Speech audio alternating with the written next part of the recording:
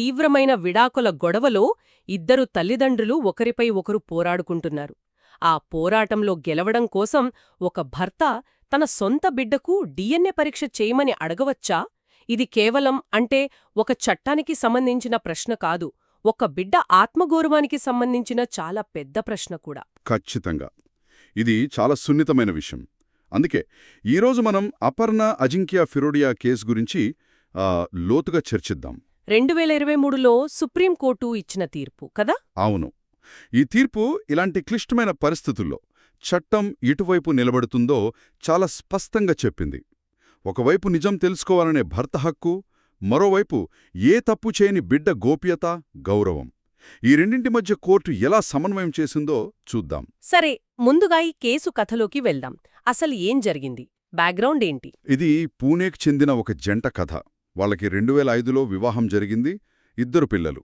అంతా బాగానే ఉంది అనుకుంటున్న టైంలో రెండవ బిడ్డ పుట్టిన 3 ఏళ్ల తర్వాత భర్త చేతికి కొన్ని భార్య వాట్సాప్ మెసేజ్లు, ఒక డైరీ దొరికాయి.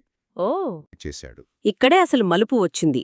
తన ఆరోపణ నిజమని నిరూపించడానికి రెండవ బిడ్డ తన బిడ్డ కాదని, అందుకే డిఎన్ఏ పరీక్ష చెయ్యాలని కోర్టును కోరాడు. ఎగ్జాక్ట్లీ. ఆశ్చర్యకరంగా ఫ్యామిలీ కోర్టు, ఆ తర్వాత బాంబే హైకోర్టు కూడా అతని అభ్యర్థనను యాక్సెప్ట్ చేశాయి. 2 కోర్టులు ఒప్పుకున్నాయా? అవును. దీంతో ఆ తల్లి తన బిడ్డ హక్కులను కాపాడమని సుప్రీంకోర్టును ఆశ్రయించింది. అంటే భర్త తన ఆరోపణను ప్రూవ్ చేసుకోవడానికి ప్రయత్నిస్తున్నాడు. కాని ఇలాంటి పరిస్థితుల్లో ఒక బిడ్డను కాపాడటానికి మన చట్టంలో ఇప్పటికీ ఏమైనా రక్షణ ఉందా? నాకెక్కడో చదివినట్లు గుర్తు. మీరు అడుగుతున్నది చాలా ఇంపార్టెంట్ పాయింట్. ఉంది, చాలా బలమైన రక్షణ ఉంది. అదే భారత సాక్ష్యాధారాల చట్టంలోని సెక్షన్ 112. ఇది ఒక రక్షణ కవచం లాంటిది అన్మాట. సెక్షన్ 112. ఓకే.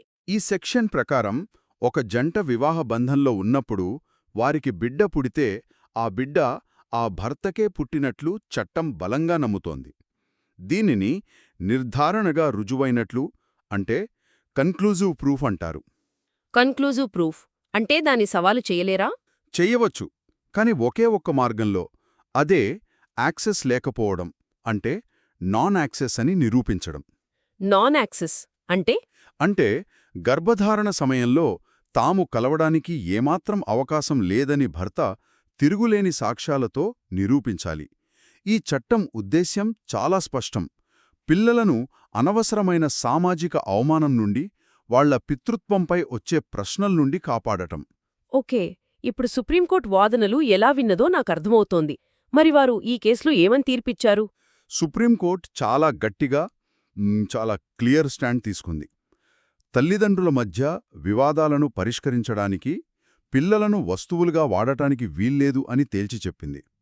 ఇక్కడే వారు ఎమినెంట్ నీడ్, అంటే అత్యంత ఆవశ్యకత అనే ఒక కొత్త సూత్రాన్ని ఇంట్రడ్యూస్ చేశారు. ఇమ్మినెంట్ నీడ్, ఆ పదం చాలా బలంగా ఉంది.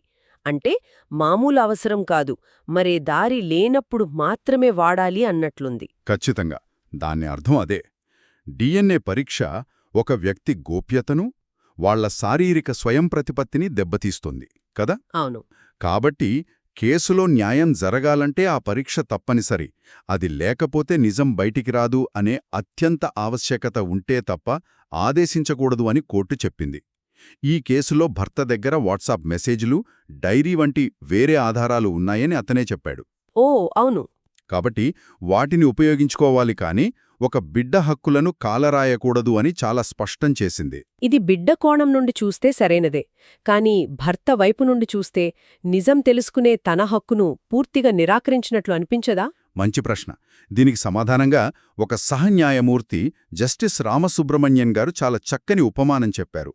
ఆయన ఏమన్నారంటే, డిఎన్ఏ పరీక్ష అనేది ఇంటి లోపల ఉన్న గది లాంటిది. ఇంటి లోపల గది, ఓకే. ఆ గదిలోకి రావాలంటే ముందు మీరు సెక్షన్ 112 అనే బయటి కంచెను, అంటే ఔటర్ ఫెన్స్ను దాటాలి. ఆ కంచె ఏమిటంటే భార్యతో యాక్సెస్ లేదని నిరూపించడం. ఈ కేసులో భర్త ఆ మొదటి కంచెనే దాటలేకపోయాడు. కాబట్టి లోపలికి వచ్చే ప్రసక్తే లేదని తేల్చేశారు. అద్భుతం. చాలా సింపుల్గా చెప్పారు.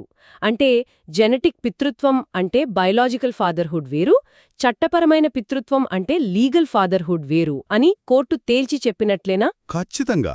చట్టం ఎప్పుడూ బిడ్డ మానసిక ఆరోగ్యం, సామాజిక శ్రేయస్సుకే మొదటి ప్రాధాన్యత ఇస్తుంది. ఈ తీర్పు ద్వారా మనం 2 విషయాలు నేర్చుకోవాలి. 1. తల్లిదండ్రుల గొడవల్లో పిల్లల శ్రేయస్సే అత్యంత ముఖ్యం. 2. అనుమానం ఆధారంగా పితృత్వ పరీక్షలను ఒక వెపన్గా వాడటాన్ని ఈ తీర్పు అడ్డుకుంటుంది. నిజమే. ఈ తీర్పు మనకొక విషయాన్ని గుర్తుచేస్తుంది.